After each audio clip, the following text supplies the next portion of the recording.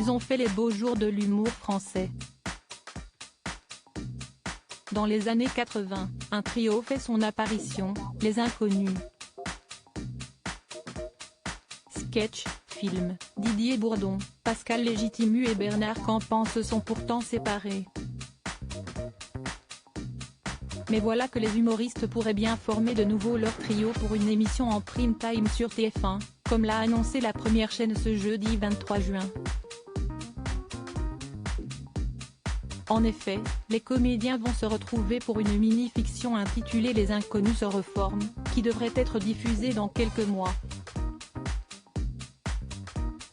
Une bonne nouvelle pour les fans du trio qui n'attendaient qu'une seule chose, que leur groupe se reforme. Ce fameux retour, Didier Bourdon l'avait déjà évoqué lors de son passage dans l'émission En aparté sur Canal+, je vais essayer de convaincre Bernard Campan de remonter sur scène quand même, une dernière fois. Mais ce n'est pas gagné parce qu'il a peur. Il a souvent raison d'avoir peur. Pascal Légitimu, lui, est plus téméraire là-dessus. En effet, Bernard Campan avait confié son inquiétude quant à un retour du trio. Ça me fait très peur aujourd'hui, de faire revenir les Inconnus sur scène, après 30 ans d'absence, avec ce qu'on est, nos âges, nos physiques. J'aurais l'impression qu'on soit une caricature de ce qu'on a été, avait-il expliqué sur RTL en janvier dernier.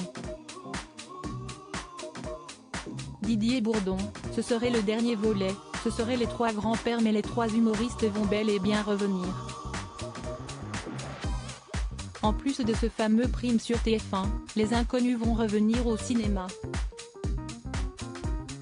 En effet, Didier Bourdon avait révélé sur BFM TV qu'un long métrage réalisé par Yad Satouf serait dévoilé. On jouera plusieurs personnages.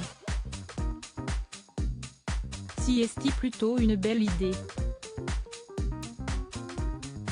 Yad aime bien qu'on puisse jouer des personnages complètement différents quitte à ce qu'on ne nous reconnaisse pas, parfois, pendant le film.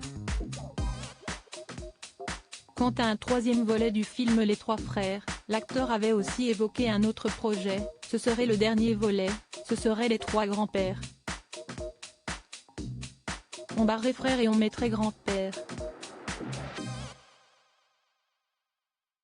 Le troisième volet serait un volet plus aventurier, drôle, mais on sortirait de la France.